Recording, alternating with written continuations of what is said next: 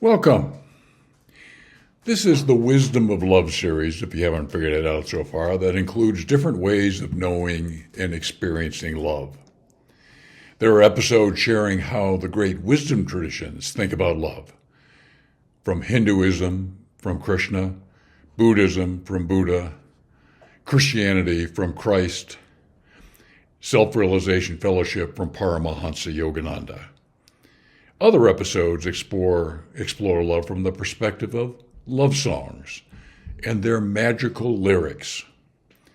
In addition, we explore the tremendous power of love, as shared by Dr. Dean Ornish in his book that help make us physically and mentally healthier than we've ever been, so we can experience the fullness of life. This episode shares profound insights into divine love. Our understanding of divine love, not surprisingly, comes from divine beings who previously achieved enlightenment as a human and graduated from the human to the spiritual kingdom. These episodes are a deep dive into fully understanding and appreciating God's love. All these different kinds of episodes are about the wisdom of love. Very appropriately, wisdom is defined as knowledge of God. Listen closely and deeply to this episode on divine love. So let's get into this episode, which has a degree of complexity that some others might not, okay? The ultimate goal on the spiritual journey is union with God. And this includes developing divine love for God. Okay? And that's why I spend as much time in this particular part of the series in doing that. This is not necessarily easy, as Yogananda's quote illustrates. Quote, with persistence and unabated zeal, and with the activating inner divine grace, the yogi's body consciousness, breath, and mind dissolve into one perception of divine love. There are a lot of moving parts in getting to divine love, which is the partial union of the soul with God. Close quote. Okay? So, divine love requires an attitude of persistence and unabated zeal and activating divine grace, consciousness, breath, and mind dissolving into one perception of divine love. Okay? So, never said it would be simple or easy. Moving in a different direction. Achieving union with God ultimately requires surrendering to God. With the surrendering, we let go of our ego, a critical step in the spiritual journey to enlightenment and then graduation to the spiritual kingdom, and are guided by the divinity in us through our soul. Okay? So here's a powerful Yogananda quote on this. Okay?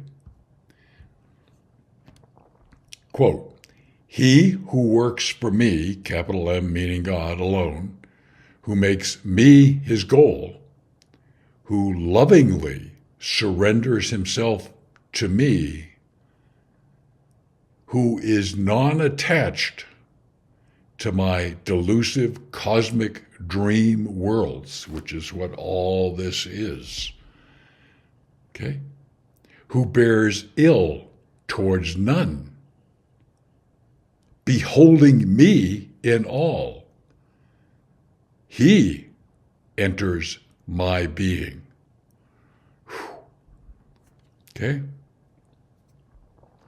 So just like the previous quote, There's a lot of things that need to be done here to become one with God. Okay? And at the heart of it, it's surrendering to God. So that's not something we're taught in school, right? How to surrender to God. So I want to share with you a few thoughts on how you can surrender to God. First, it develops a heartfelt commitment to trust and follow God's guidance and God-realized enlightened avatars who know God. So here's some steps you might consider. Prayer. Engage in sincere, deep, fervent prayer, expressing your desire to surrender your will and life to God. Now, there's a prayer you haven't said too many times. Ask for His guidance and strength because you're going to need it. As I said, this surrendering to God is not something that I don't think it's taught anywhere that I've encountered, and I've been around a little while. Okay? But prayer is at the top of the list of things, and making it a daily prayer.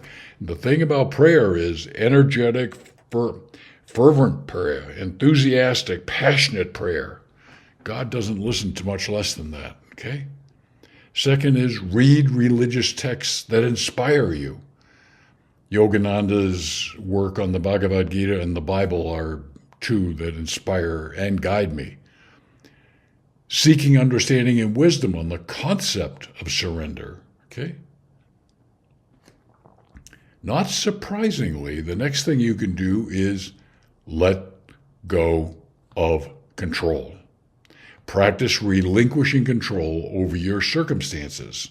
Surrender to something a little bit easier to surrender than God, like surrendering your bad habits, letting them go.